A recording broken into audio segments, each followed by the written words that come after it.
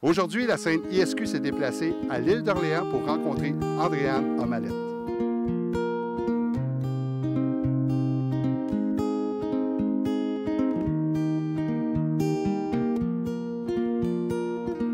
Bonjour Andréane, ça va bien? Ça va très bien, merci.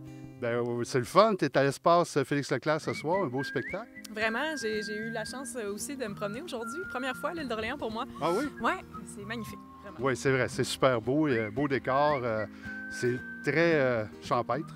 J'ai acheté 7 maisons, je pense. J'étais comme, oh, celle-là, je la veux, je la veux. C'est vraiment, ouais, champêtre, c'est le bon mot, c'est magnifique. C'est vraiment beau. Écoute, si on parlait un peu de ton parcours, tu as un parcours assez impressionnant. Tu as été diplômé de l'École nationale de la chanson. Ouais. Tu as fait partie de la... Tu as fait le Festival international de la chanson de Granby. Tu as fait Star Academy. Tu as été comédienne dans Yamaska. Un petit peu. Oui, mais c'est pas grave. Tu as été comédienne dans Yamaska. Tu as fait aussi la toune de L'Autre Rive, Oui. qui est super beau en passant. Merci. Tu as créé les productions NIA. Ouais. OK? La tournée Feu de camp. Puis, tu as reçu 3 belles nominations à la 10 cette année. Ta carrière, ça va super bien? Ça va dit comme ça. Oui, ça va super bien. Ça, de mieux en mieux, en fait. Dans le fond, oui, moi, j'ai créé les productions NIA il y a 3 ans, qui m'a accompagnée à moi parce que j'ai quitté ma boîte de disques après le premier album pour faire les choses par moi-même. Puis, depuis que j'ai commencé à faire ça, bien, ça m'a offert une superbe liberté. Puis je trouve ça le fun d'avoir pu créer des chansons, puis avec les arrangements vraiment comme j'entendais les chansons, sans limite en fait. Puis je suis contente de mon move parce que bon, ça m'a valu plein de nominations, des numéros 1 à la radio pendant 16 semaines, 3 nominations à la disque, des prix de la SOCAN, de la SPAC, prix Félix Leclerc aussi, ben pas le prix, mais j'ai été nominée 2 fois, ouais, pour le prix Félix Leclerc. Donc ouais, un bon choix finalement, tout ça, c'est... Oui, c'est super beau. Ton premier album a vendu beaucoup. Ton deuxième aussi. Fait que le monde, ils se reconnaissent beaucoup en toi. Ils te suivent beaucoup, je pense. Bien, j'ai des fans qui sont vraiment exceptionnels. Pour vrai, c'est des gens qui sont très fidèles puis ils reviennent. Écoute, je pourrais t'en nommer 200 probablement que je connais de leur nom puis que je les vois vraiment souvent. Puis il y a cet échange-là qui est super important pour moi. Fait que oui, j'ai une espèce de following très précieux. Puis ces gens-là achètent les albums, sont présents au spectacle. Fait que c'est pas des ventes qui sont incroyables, mais c'est des ventes qui sont significatives pour moi. Tu sais, par exemple, j'ai pas tant de personnes qui me suivent sur les réseaux sociaux. Peut-être, je pense que je suis 25 000 ou quelque chose comme ça sur Instagram, mais il y en a la moitié qui achètent l'album, tu sais, fait que c'est un bon ratio.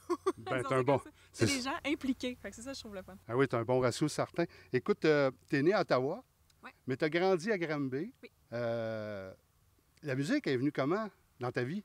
C'est une bonne question. Il n'y a pas de musicien dans ma famille. Bien, il y a des cousins musiciens, il y a des cousins artistes, mais les parents, grands-parents, des mélomanes, mais pas des musiciens. Donc, moi, il y a eu beaucoup de musique chez moi. Mon père avait une grosse collection de vinyles. Il mettait souvent de la musique. J'avais pas le droit de danser parce que ça faisait sauter le disque. Mais je pense que ça a bien développé mon oreille.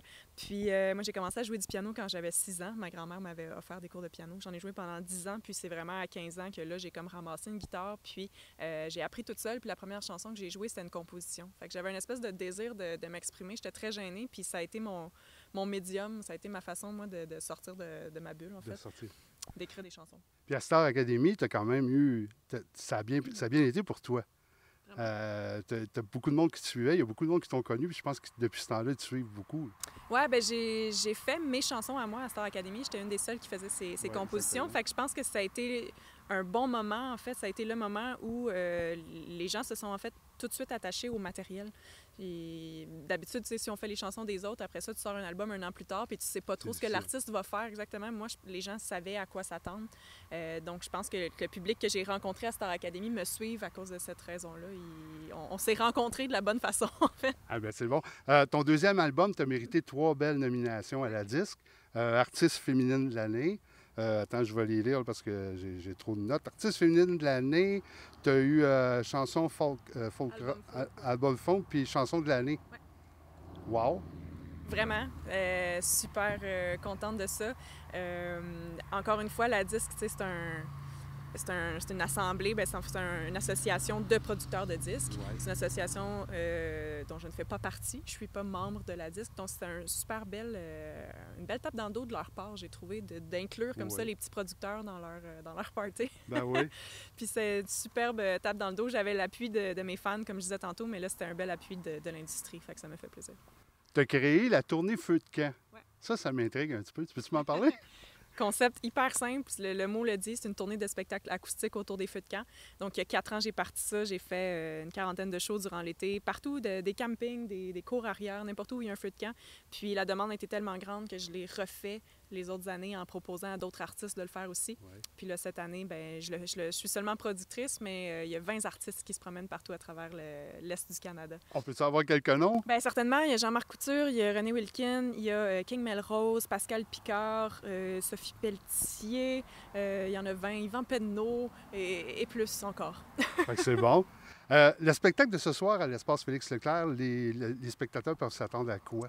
Bien, je trouve ça le fun. J'aime beaucoup ce genre de salle-là où il y a à peu près une centaine de places parce que c'est vraiment là où je trouve que ma musique prend tout son sens.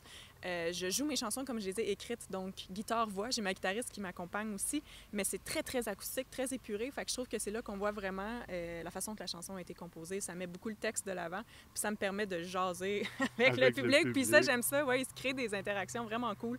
Fait qu'on s'attend à quelque chose de très simple et sympathique. Et il n'y a pas de flafla dans mes affaires.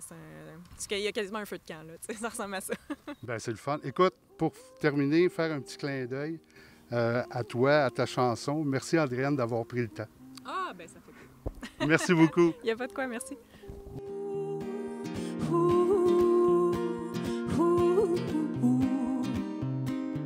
Je découvre la face cachée de ton visage, comme les traits effacés sous une belle image.